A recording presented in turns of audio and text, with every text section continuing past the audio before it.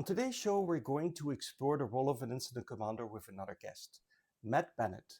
Matt currently works at Sophos as a senior manager incident response.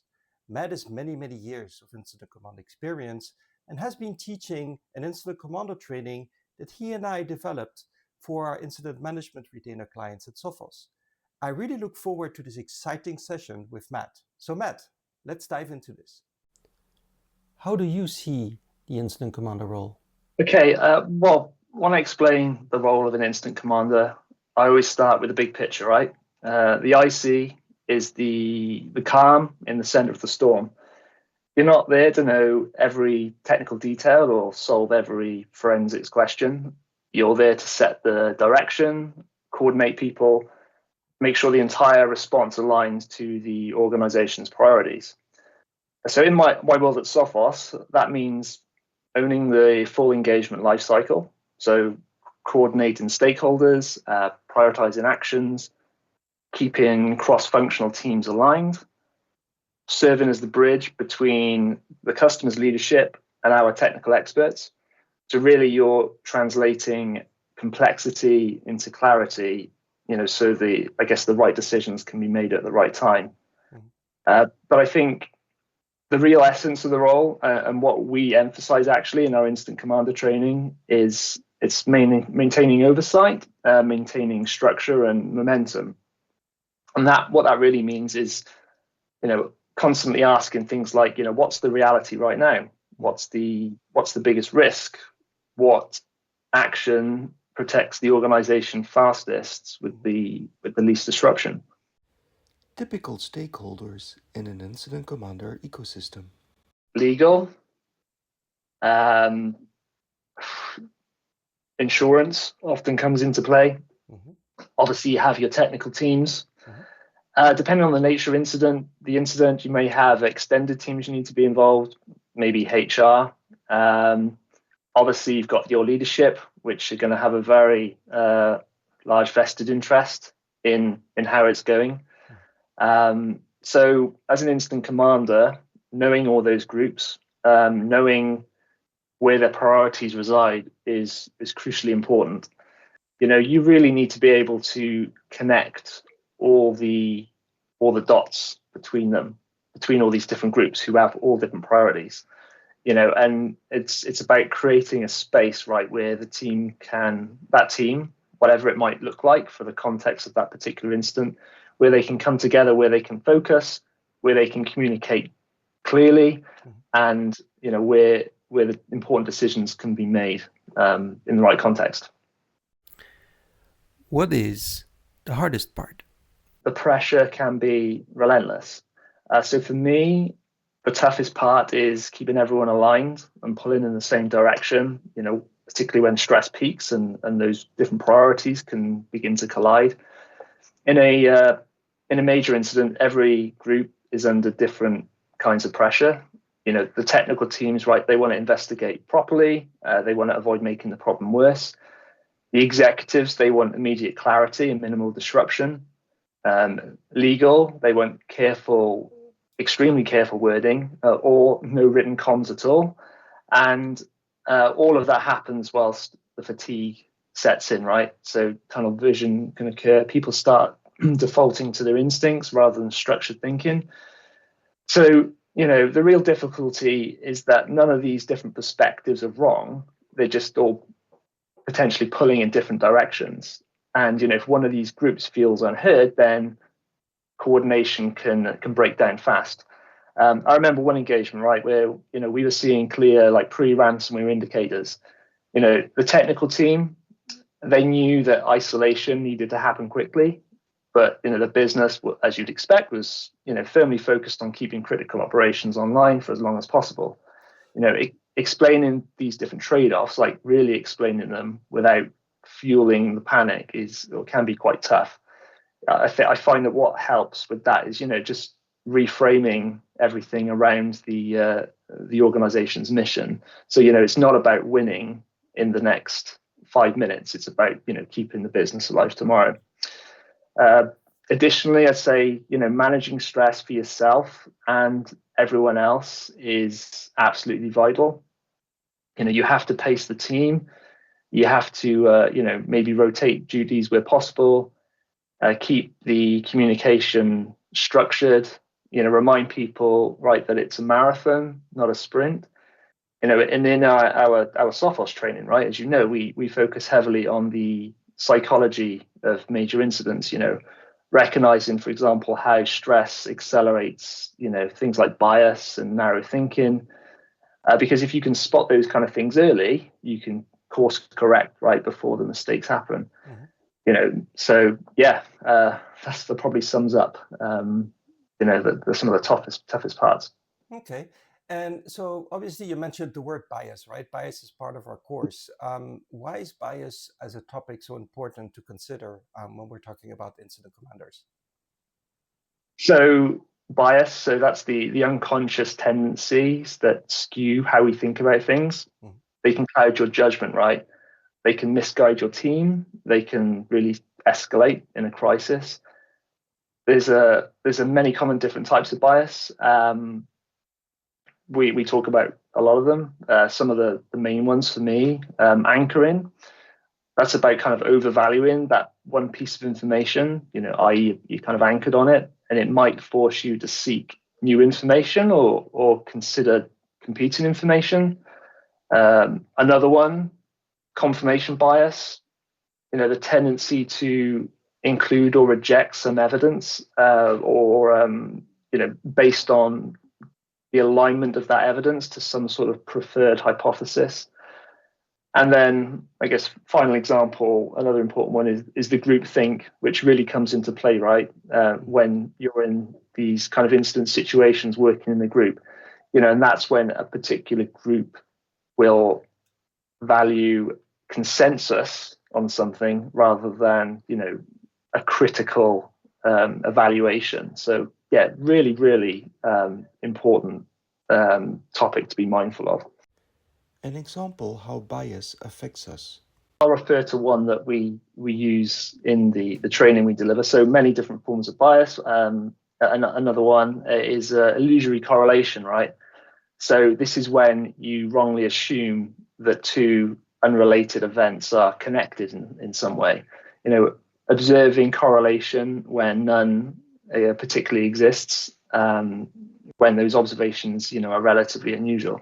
So, for instance, if a server crashes after a new employee joins, for example, you might suspect some insider sabotage when it's just coincidence. Mm-hmm. But I guess a real life example is that, so rewind the clock back to, I think it was July in 2015, the New York Stock Exchange had to halt, right? And I understand that a computer glitch was blamed publicly for that. Around the same time, all United Airlines flights were grounded, and an unknown computer problem was blamed for that. And also at the same time, the Wall Street Journal's website went down. So these unusual events, they were seen under, they were seen as correlated under the sort of idea of a cyber attack going on. And that's, illusory correlation. When actually in hindsight's great, hindsight's 2020, the New York Stock Exchange and United Airlines shared the same internet services provider. And their problems were the result of a WAN optimizer issue. And then the Wall Street Journal, they were effectively subjected to a denial of service because all the people kind of rushing to their website to find out information about the New York Stock Exchange and United Airlines. So yeah, a great example of illusory correlation, but just one of many different biases that can really impact us all, particularly in that kind of major incident scenario. What is your signature? I wouldn't say I have a standard go-to opener, but what I would say is that as soon as the key players are on the call, I'll start with something along the lines of, all right, team, take a breath. This might feel like the worst day of the year. It might be, but we're in this together. It's a marathon, not a sprint, and we're going to work through it one step at a time. So I guess in short, it's honest. It brings the temperature down without pretending that things are fine. That that meme springs to mind, right, with the dog in the burning building. That's the kind of situation you're dealing with, and you need to sort of level set. I think if the group already knows each other and the tension is high, you could potentially add a little bit of humor to break the ice, and yes, coffee is now a critical asset, so I hope everyone's stocked up, but not to trivialize the situation, but just to help people, I guess, exhale, breathe, relax a little bit. So what I'm really doing there is setting the tone, calm, collective, focused, and then once we start to level set, we can think about what we know, what we don't know, what we think we know.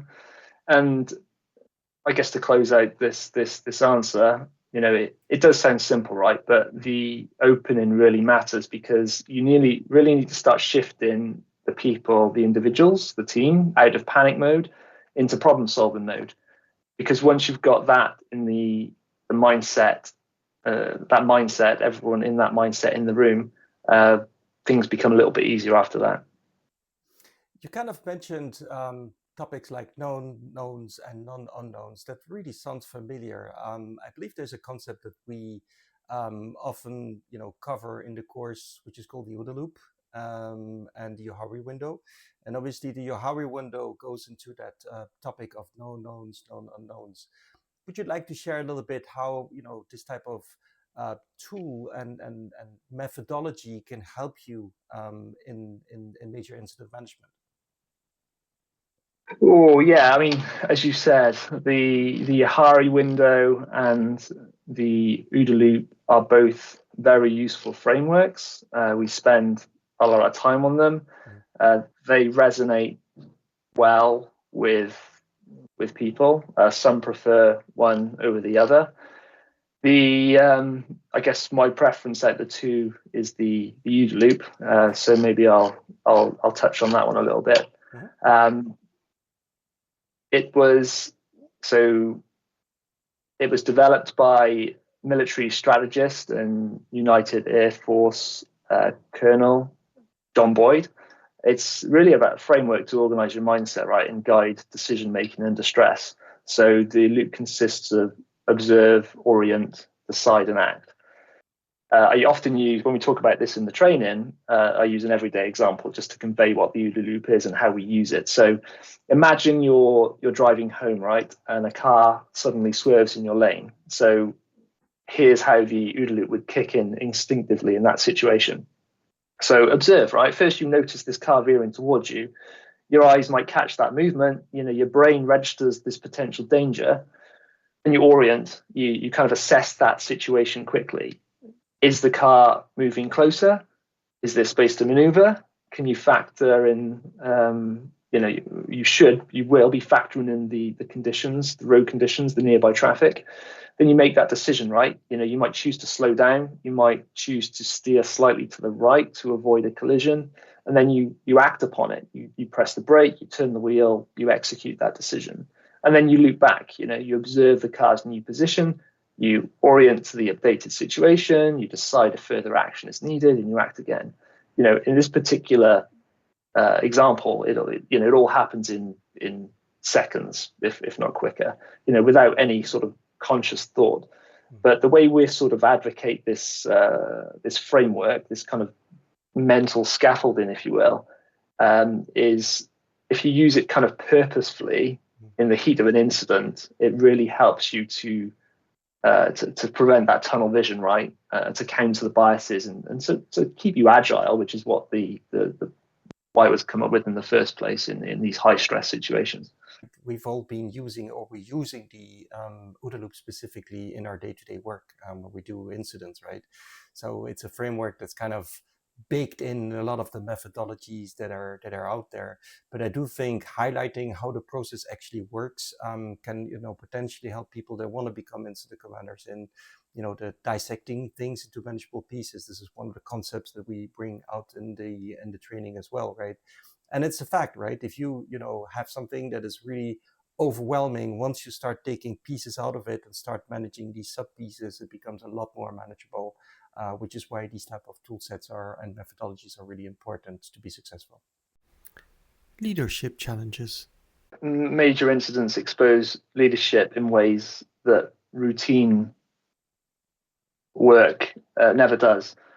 I think one of the hardest challenges is making high stakes business decisions with usually painfully limited information, where every choice carries massive consequences.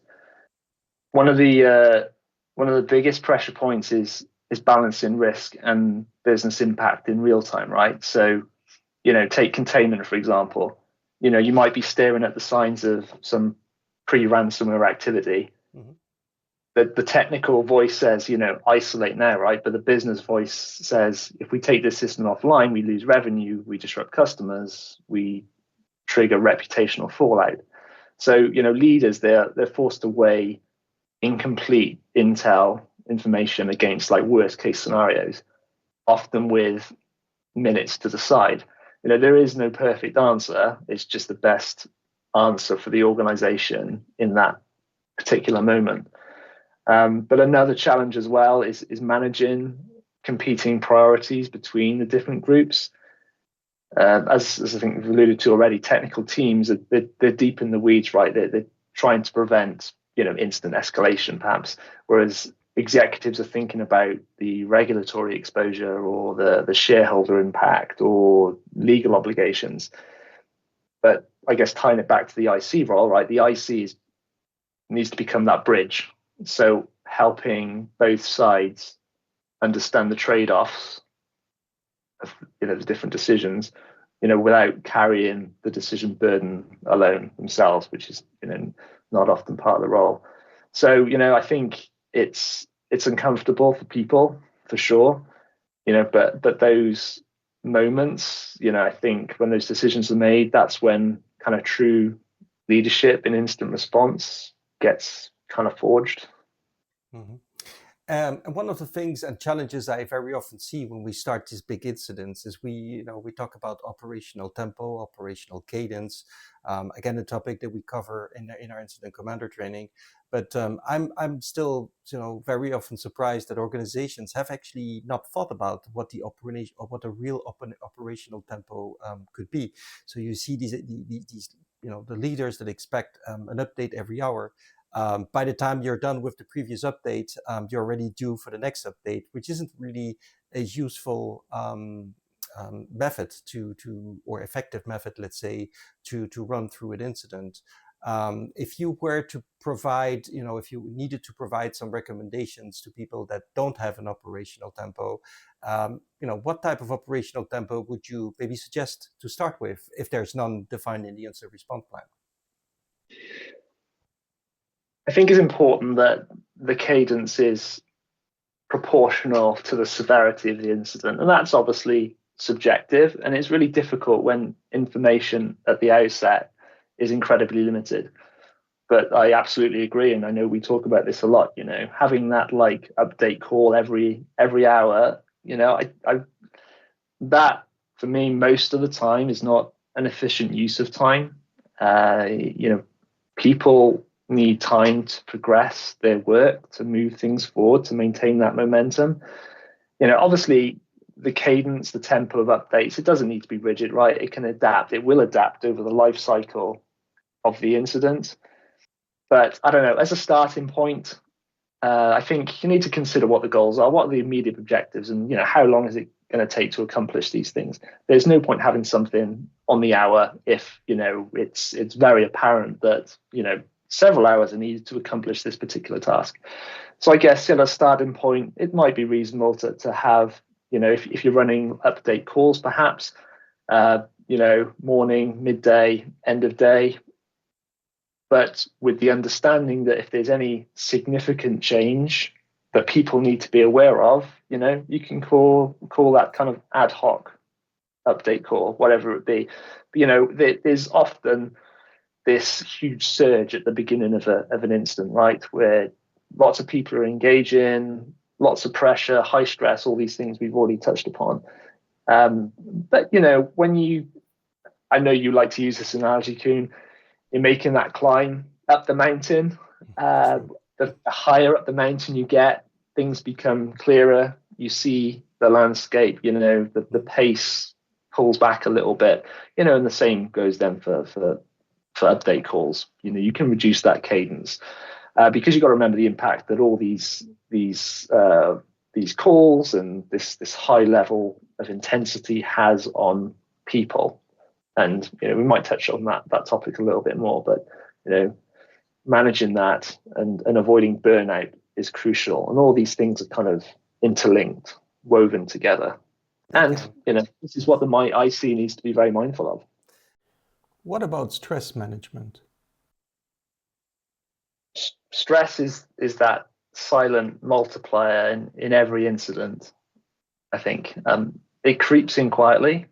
And if you don't manage it, it really kind of erodes that decision making, the communication and the morale.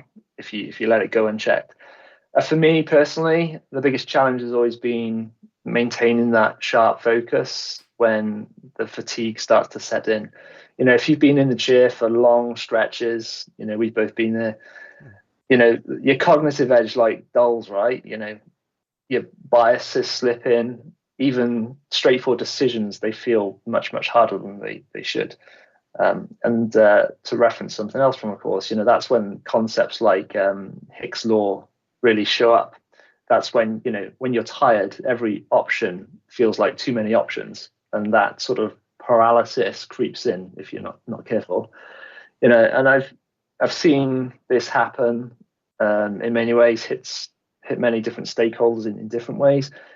Technical leads, they can fall into tunnel vision, maybe obsessing over one small part of the investigative puzzle.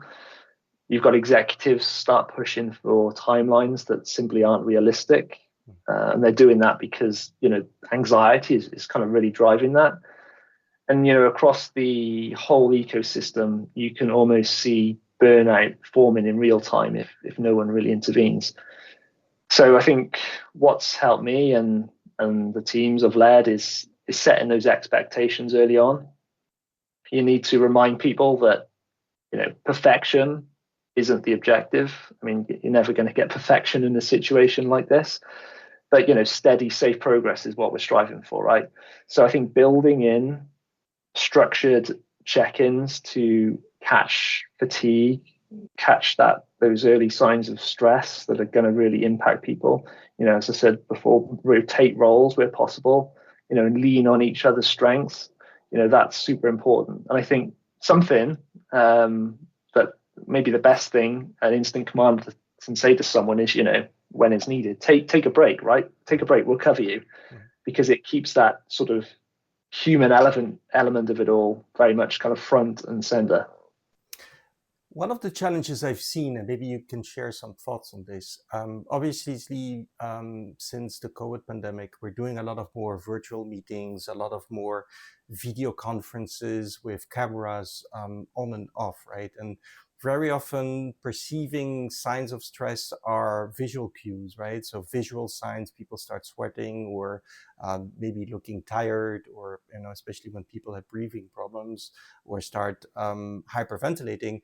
Not necessarily something that is really easy to perceive, I find, being in this virtualized environment. What are some of the, let's say, tips or ideas that you give to incident commanders that are facing this issue, right? You're in this huge virtual room, all cameras off. You might be on the call together for 6 to 12 hours. But you don't really know how the team is doing unless or until you start, asking these probing questions. And even then, you're only getting sound back and not visual cues. How should we be thinking about this problem, and what can we do potentially to circumvent this particular shortcoming and encourage people potentially to turn on their cameras, not with the idea that you want to monitor what they're doing or basically, keeping an eye on them from a productivity perspective, but really from a well-being perspective? Yeah, well, I think you've almost answered that yourself, in that without the camera, without the visual cues, you've got nothing, very little to go on, just the audio. And sure, you can pick up maybe stress in people's voices, but seeing how they are is the most helpful. I understand that people don't want to have cameras on all the time, but it's so helpful in being able to see how people are doing. I think it also builds that collectiveness and that collaboration and that sense of kind of camaraderie, and that you're all in it together. So I don't know. I mean, you obviously you can't force people to put their cameras on, but you can, actively encourage and explain the rationale for doing so. Right? It's in everyone's interest to look after each other in these types of situations, and most of all, the incident commander paying very close attention to what's going on with the teams that they're working with. It's certainly not an easy one. But yeah, just active encouragement and also to speak up, right? Having very kind of open and frank conversations about the situation. Hey guys, I know that we've been working 10 hours straight on this. Understand that some of you may be feeling pretty tired now. We're gonna, if you need to take a break, just go take a break. As I said from the earlier question, we'll cover you. I think that's really important. Knowing people knowing that what they're doing is recognized. What about cultural differences in the ecosystem? Yeah, when you're dealing with globally distributed teams, cultural differences can add that whole extra layer of complexity to the response. So as some examples, right, what feels like clear, efficient communication in one culture might come across as blunt or confrontational in another. And like on the flip side, more indirect communication styles might be misread as a lack of urgency, whilst in the middle of an incident, that's really the last thing you want. But for global engagements, I found the best way is setting clear ground rules early. Things like shared status templates to cut down on the ambiguity, proactively ensuring that everyone gets their turn to speak. Because right, some people have incredibly valuable contributions to give, but they might not have the confidence to jump in unprompted. Also, acknowledging the differences up front. Something simple like we're all going to approach this differently based on our backgrounds, but the ultimate goal is the same: protect the organization together, or whatever it might be. I think and I guess on a kind of positive note, right, when you build those cross-border relationships before an incident ever starts, if you're like a global company, what initially looks like a challenge with cultural differences can be converted into like a real strength that can be leveraged, because as we all know, right, diverse perspectives make teams more resilient and more creative, when that pressure's high. What was your biggest win? It's probably been a few over the years, but maybe one that stands out. It was a complex multi-week intrusion at a business-to-business accommodation supplier using virtual credit cards for hotel bookings across their properties and partners. So this one began with fraudulent virtual credit card creations worth around 1.5 million euros. Their primary payment processor suspended the service, so that forced our customer to make like an urgent switch to a secondary provider just to keep their business operating. So as we would typically do, we started analyzing the situation, analyzing the available data and evidence, and it showed that the attacker had intimate knowledge of the API methods for these VCC creation, right? So the attackers were sending fully formed credentialed requests from the customer's managed infrastructure environment to this booking platform. That screamed compromise, of course. So what we did is we deployed EDR agents widely, firstly in that environment, but then across the corporate network. So in this case, like, initial telemetry came back clean. There was no obvious signs of malicious activity. We dug into the forensics over a couple of weeks. Finally, we uncovered some malicious services installed months earlier on key servers using a legitimate booking platform service account. But around that time, just to skyrocket the pressure even further, the attacker managed to pivot and started creating or attempting to create virtual credit cards with the second payment processor. So, another suspension like the first, that would have been absolutely devastating for this particular organization. So, I guess what was interesting here is the customer had repeatedly assured us that agents or EDR agent was deployed everywhere. Yeah, but for us, something didn't add up. So we kept probing with targeted questions. As you want to do in these situations, you don't want to accept surface answers. But then we had this breakthrough. There was this unknown IP address that appeared in the source of a remote interactive login to a compromised server.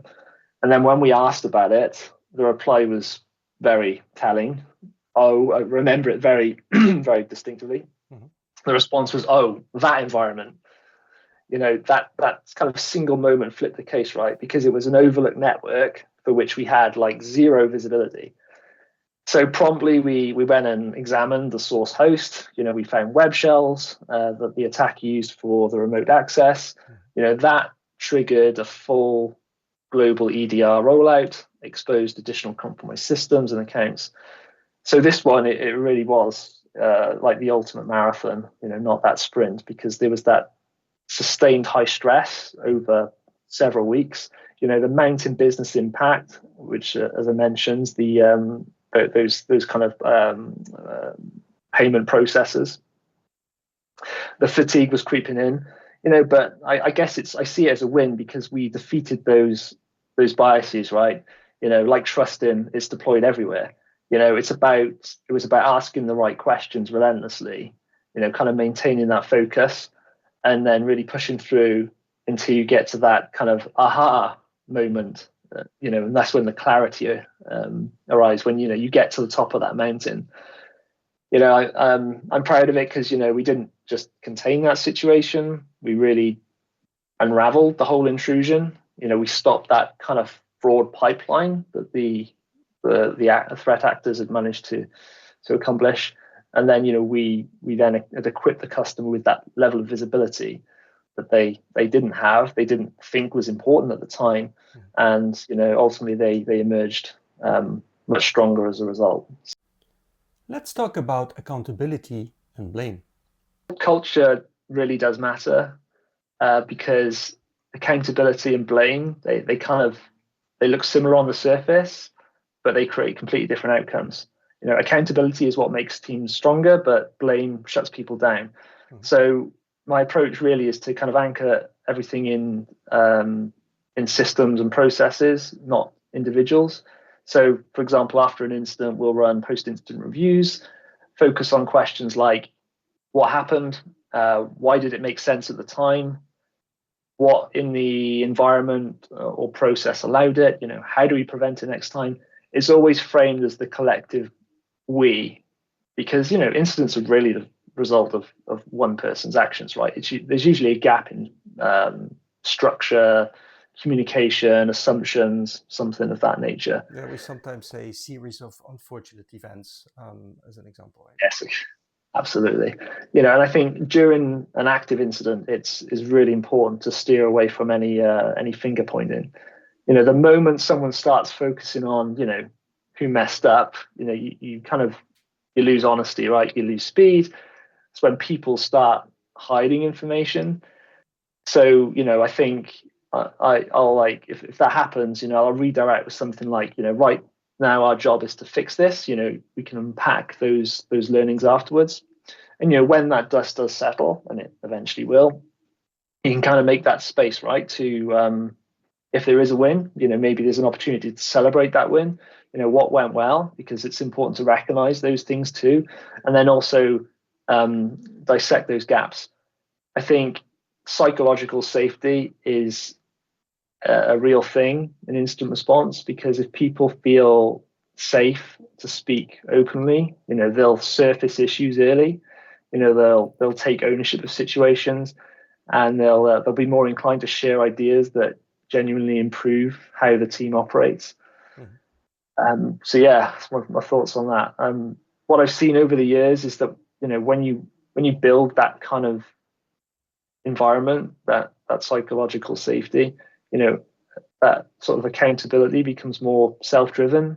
People take ownership because they see the value that it brings. And they're not worried about blame.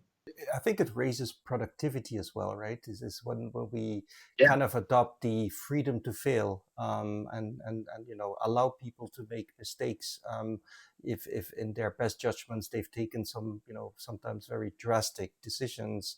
That really drives productivity and collaboration, from my perspective, a lot more than if you're trying to find the culprit behind a firewall, a network change, or anything that's maybe triggered something really, really bad afterwards. Yeah, I think fostering that culture, that's the difference between the team that evolves after every incident and the one that keeps like reliving the same mistakes time and time again. So ultimately, culture really wins in the long run. What does the so what mean to you? So what is everything? You can have the most technically brilliant findings, but if an executive can't understand what it means for the business, then it's just noise, right? So my approach is pretty simple. Start with the impact, right? Not the indicators. Execs don't want to hear, we found credential misuse on server B. What they want to hear is, well, perhaps they don't want to hear it, but this is probably the best message you can provide, is something like an attacker was able to use legitimate credentials to access a system that processes sensitive data. So here's the risk, and here's what we're going to do about it.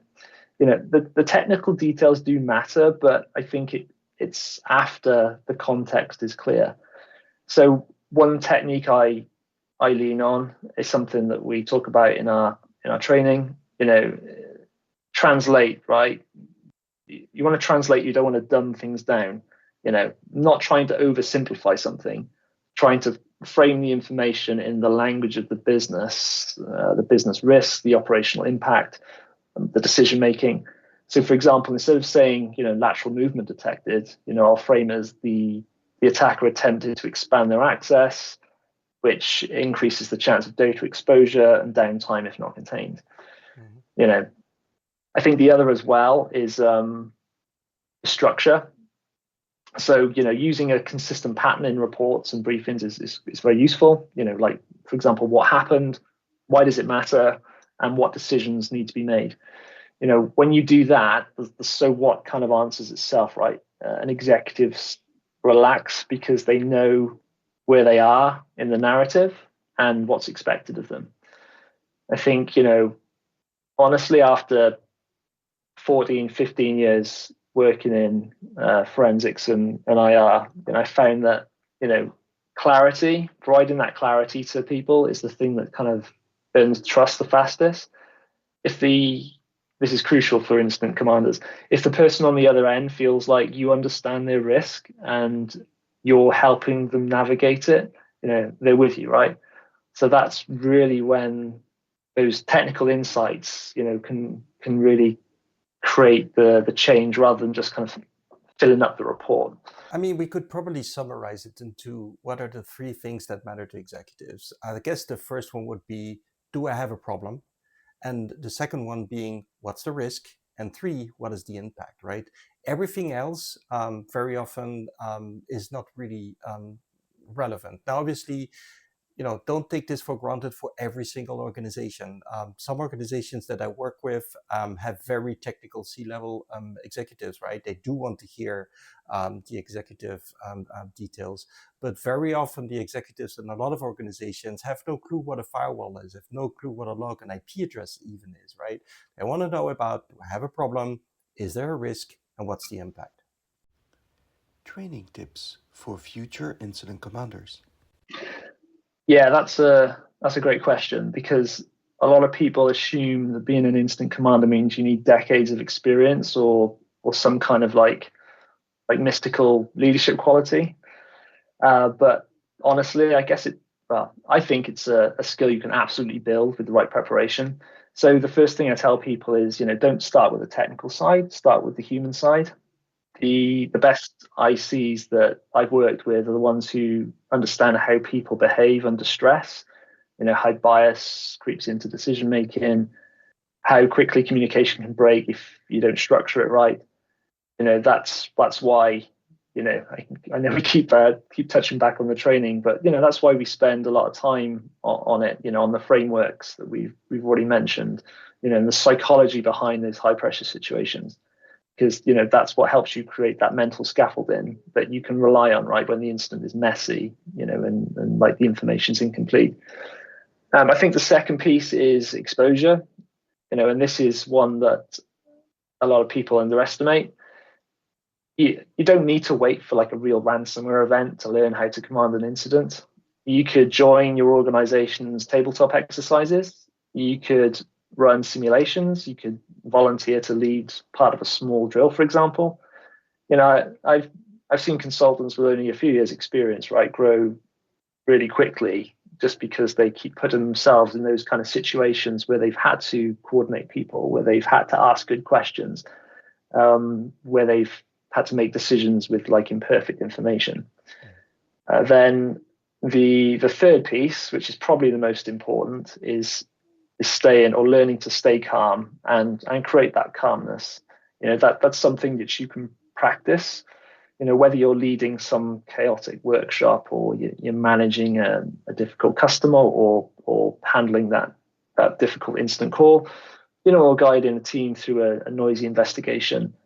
All of these things help build that instant command muscle. And the more comfortable you get in kind of structuring that chaos in like just everyday situations, I think the easier it becomes then when it's required in that major incident. So I think if someone's listening and thinking, yeah, I want to do this, my advice is to just get curious, right, about the human behavioral aspects of this. Get hands-on with exercises.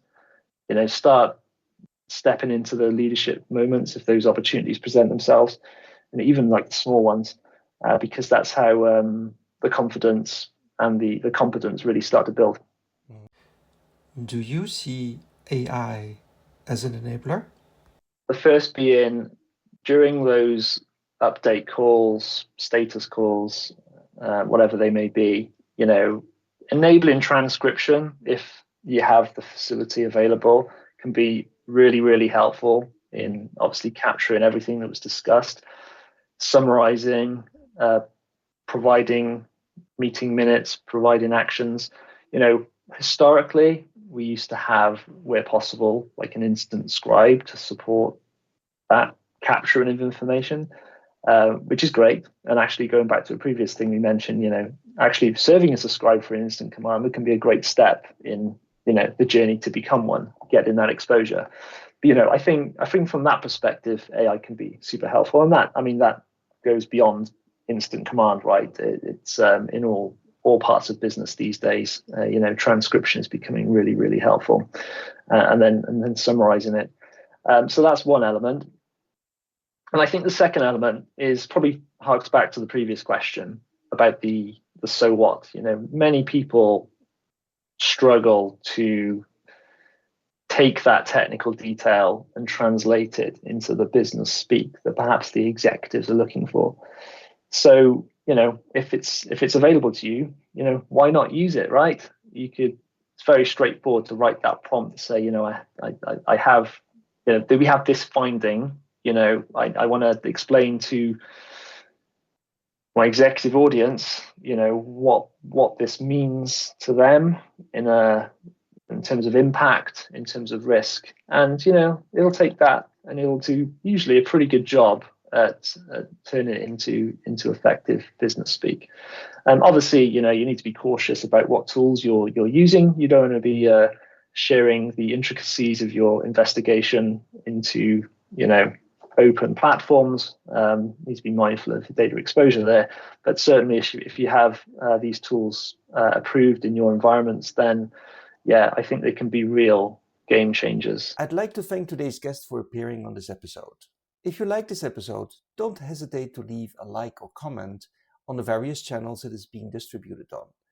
Also, if you have any ideas, suggestions, or things you'd like to see discussed on one of the next episodes, please leave me a message and I'll get back to you. Thanks.